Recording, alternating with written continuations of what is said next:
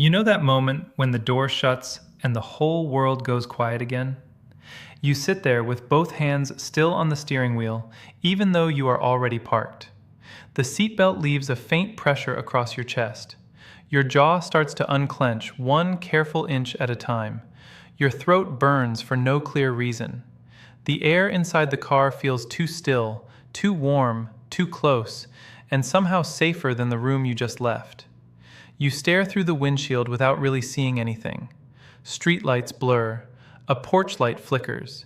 Your own face reflects back at you in the glass, and for a second, you look like a stranger you almost recognize. Then it happens. Not always loudly. Sometimes it is just that first sharp sting behind your eyes. Sometimes it is one tear you wipe away too fast, like even now someone might catch you. Sometimes it is your whole body giving out at once, shoulders folding forward, breath turning uneven, chest getting heavy like you have been carrying wet clothes, stones, and other people's silence for hours. You know this feeling. The strange collapse after being fine, after smiling at the right moments, after asking other people if they are okay. After noticing every shift in tone, every forced laugh, every tension in the room, every sentence that meant more than it said. After being around people and somehow ending up farther away from yourself. And the worst part is how hard this is to explain. Because from the outside, nothing dramatic happened. Nobody saw the way your body kept bracing. Nobody heard the conversations you were having inside yourself. Nobody noticed how much of you disappeared just to make the room easier for everyone else to live in. So you cry where no one can interrupt it, no one can correct it, no one can call it too much, no one can ask you to make it smaller. You cry in the only place that still feels like it belongs to you. And the reason this happens has almost nothing to do with weakness. You already know this feeling. You have felt this before in parking lots, driveways, grocery store lots, outside your own house, sometimes with the engine still running, because turning it off would make the silence too real. There is a weight to this that most people will never understand, because to them, you were just around people.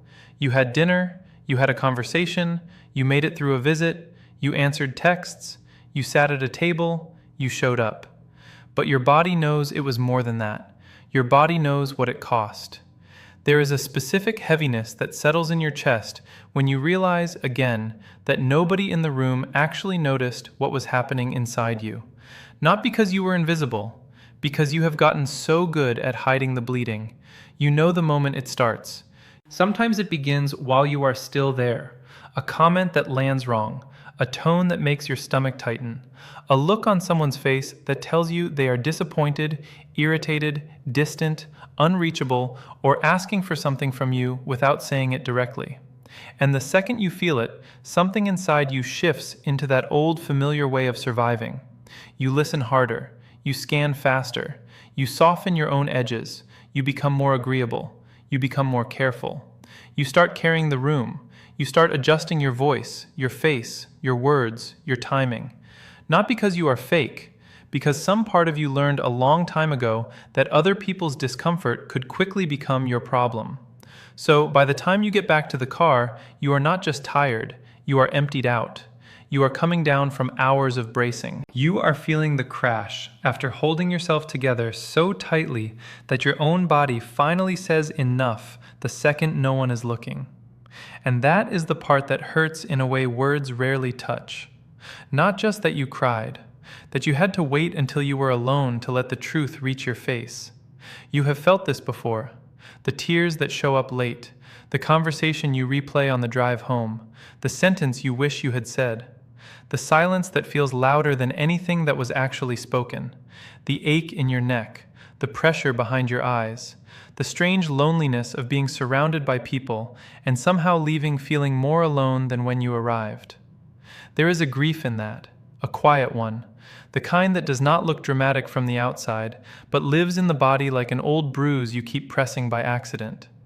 And if this has happened more than once, then you also know the fear underneath it, the fear that this is just who you are, that you will always feel too much, that being around people will always leave a mark, that no matter how much healing you do, some part of you will always end up in a parked car, trying not to break open before you make it home. That fear is real, and it gets heavier every time you tell yourself you should be stronger by now. Every time you say it was not a big deal. Every time you call yourself dramatic for having a body that keeps telling the truth after your mouth decided to stay polite. That is why this hurts so deeply, because it is not only about this moment. It is about every other time you swallowed what you knew, every other time you stayed soft in a room that felt dangerous, every other time you made yourself smaller so nobody else had to face what they were doing to you. What most people do not realize is that crying alone in the car after being around people is not always about the people who were there. Here is what is actually happening. Your body is often reacting to the distance between what you felt and what you allowed yourself to show. That gap has weight. The part nobody talks about is this. You do not break down only because you absorbed too much from others. You break down because you spent hours carrying them while abandoning yourself. That is a very different kind of pain.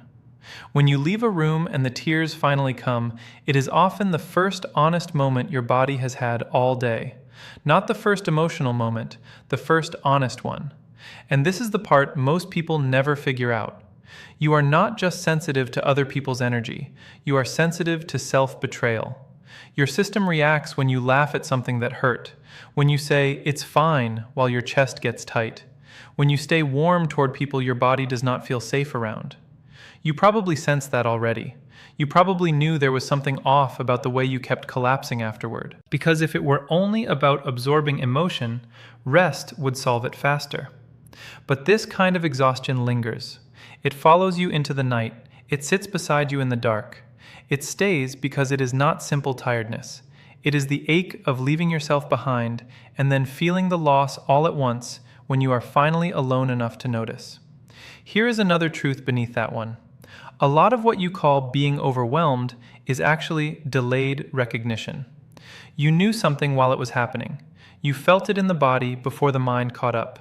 The tight throat, the shallow breath, the sudden need to leave, the strange floating feeling, the heaviness in your stomach. But because you are used to staying composed, you kept moving. You kept smiling. You kept reading everyone else instead of reading the warning signs inside your own skin. So the tears in the car are sometimes not random at all. They are the message finally getting through.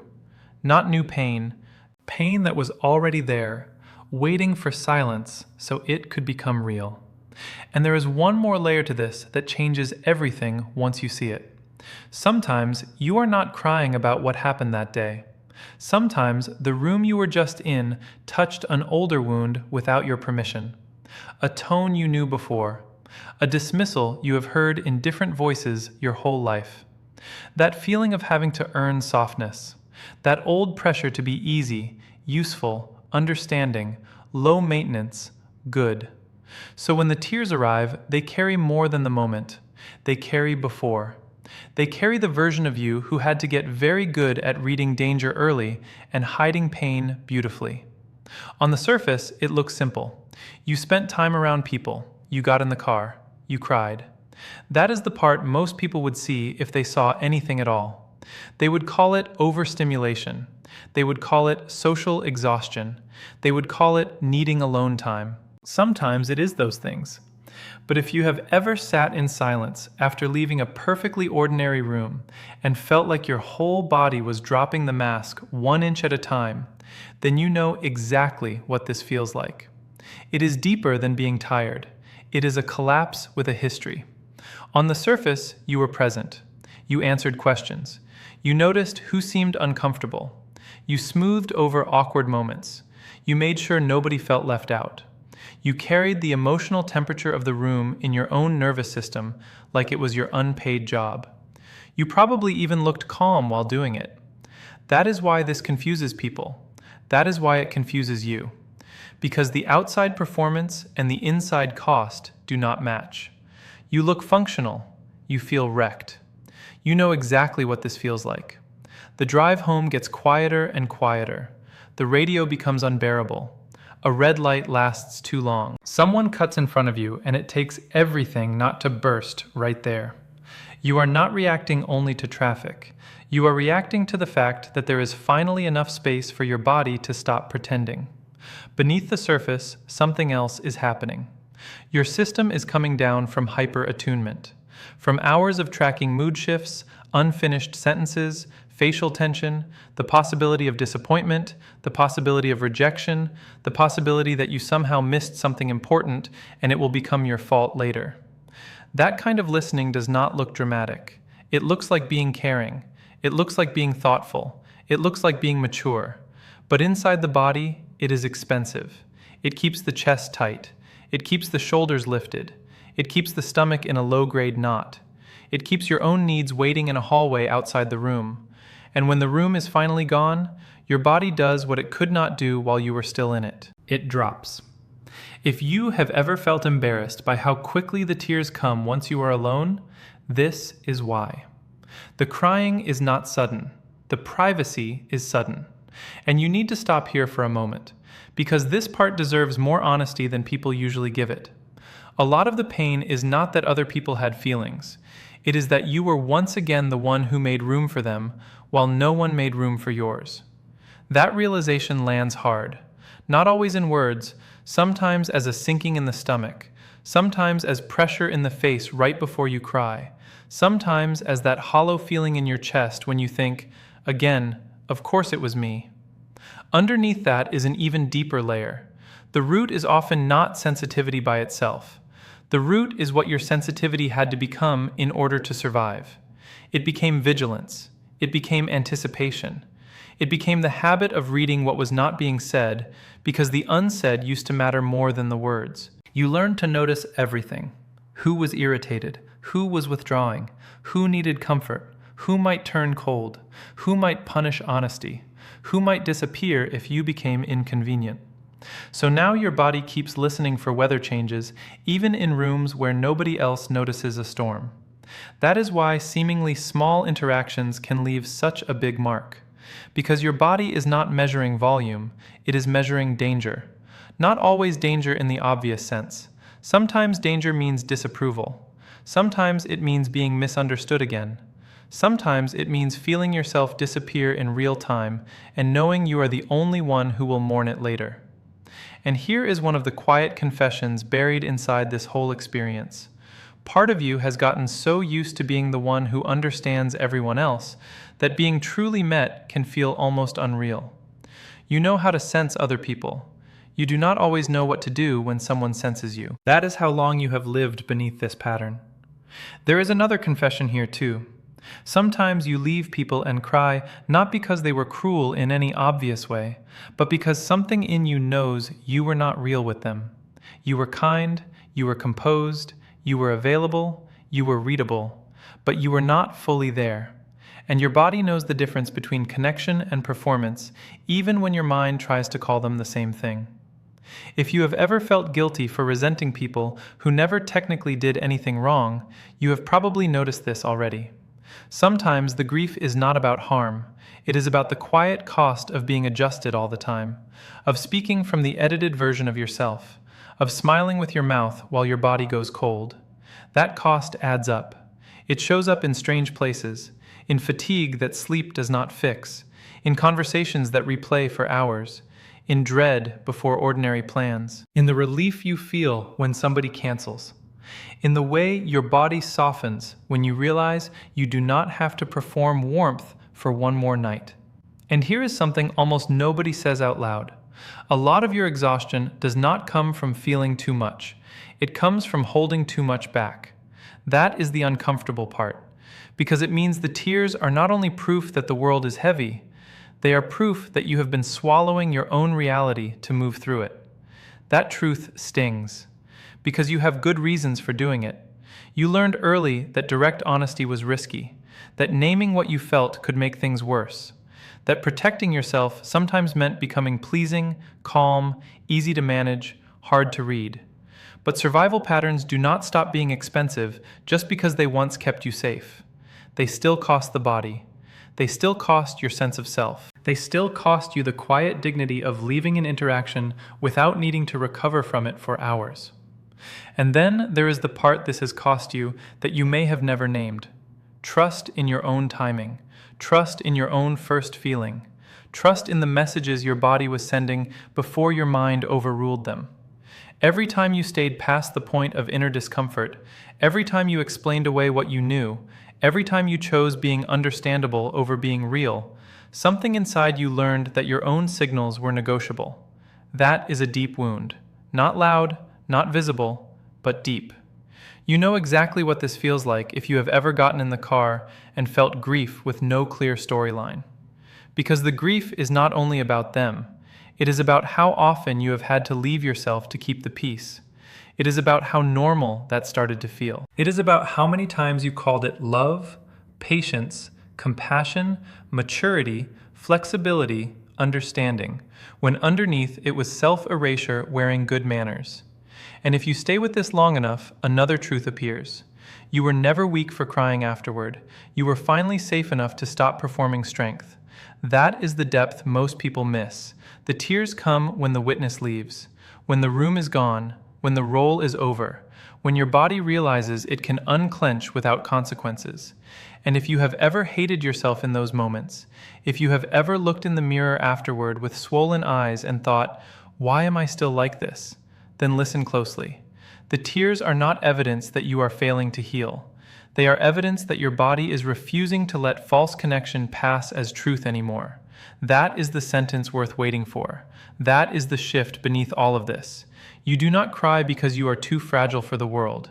You cry because some part of you is finally done pretending that disappearing does not hurt. When you finally understand this, something begins to loosen. Not all at once. Not in a dramatic flash, more like a knot in the center of your chest that has been there so long you stopped noticing it, and then one day it is just slightly less tight. Something shifts when you stop calling these moments overreactions, when you stop treating your tears like evidence against yourself. When you understand that your body was not betraying you in that parked car, it was telling the truth in the only language left available. That changes the way ordinary days feel. You leave a conversation and notice more quickly when something feels off. Not because you are becoming suspicious, because you are becoming harder to abandon from the inside. You hear your own silence differently. You notice when your laugh was late, when your shoulders rose, when your stomach pulled in, when your face stayed warm but your body went cold. And instead of arguing with those signals, something in you simply recognizes them. That recognition is quiet, but it is powerful. The version of you that is coming does not need to become cold to become untouchable. That version does not need to stop feeling. It does not need to grow sharp edges just to prove strength. It simply stops volunteering its softness where it keeps getting mishandled. That change is subtle. It happens in the middle of an ordinary Tuesday. You get home from seeing someone, and the crying does not come because you did not leave yourself there. Or maybe the tears do come, but they feel cleaner. Less like collapse, more like release. More like truth moving through instead of pain getting trapped beneath your ribs. You begin to understand the difference, and that difference matters. Because it means your sensitivity is no longer only a place where the wound lives. It becomes the place where you can tell what is real, who leaves you heavier, who lets you stay whole, what your body knew before your mind explained it away. You have probably spent years thinking healing meant finally becoming unaffected, untouched, unreadable, gone from the reach of disappointment. But what if the real shift is quieter than that? What if healing is the moment your body no longer has to drag you back to yourself through tears because you started listening before the breakdown? What if strength is not in enduring every room? What if strength is in no longer confusing endurance with safety? Then your life starts changing in ways other people may never notice. You leave earlier from places that make your chest feel small. You speak less, but what you say is more real. You stop chasing the relief of being understood by people committed to misunderstanding you. You stop handing out explanations like offerings. You stop rehearsing ways to make your pain easier for other people to accept. And something almost holy returns to you. Your own company. Not the lonely version, the peaceful one. the one where silence no longer feels like punishment. It feels like home. And there is something else that begins after this, something even quieter. You start noticing who you become around certain people before you notice what they said. And that changes more than you think. You were never hard to hold. You were carrying yourself through rooms that kept asking you to prove your softness deserved to survive. You do not cry because you are broken. You cry because your body still refuses to call abandonment by gentler names just because it arrived with smiles and small talk. The deepest loneliness was never being alone. It was being with people who only welcomed the version of you that did not take up any real emotional space. You were trained to read the room so early that you forgot the room was supposed to read you too. And that forgetting has been exhausting you for years. There is a difference between being kind and disappearing, and the wound gets deeper every time you confuse your own erasure with love. You do not need a harder heart to become untouchable. You need a more honest relationship with the signals rising in your chest before your mouth says yes. The tears in the car were never the most fragile thing about you. They were the last honest thing left after a day of being edited into someone easier to keep around. Some people will only call you too much because your silence stopped protecting them from seeing how little they were actually willing to hold. And maybe that is the part that stays with you now. Not just the crying, not just the ache after being around people, but the possibility that those moments in the car were never interruptions in your healing. Maybe they were the place where healing kept trying to find you. Maybe every time your hands tightened around the steering wheel and your eyes filled before you even understood why, something in you was trying to bring you back before you got too far away again. You have spent so much time wondering why being around people can leave you feeling emptied out, when what you may really be asking is a quieter question. What version of you keeps getting invited into those rooms? What version stays in the car afterward? What version is finally getting too tired to disappear? There are some truths you do not hear all at once. You hear them in layers, in the body first, then in the silence, then in the long drive home. Then one night, much later, when the world is asleep and you are staring into the dark, you realize the tears were never asking you to toughen up. They were asking you to stop leaving yourself behind. And if that is true, then maybe the next time the silence settles around you after being with everyone else, the real question will not be why you feel so much. Maybe it will be what in you has finally decided it will be the last time you call disappearing peace.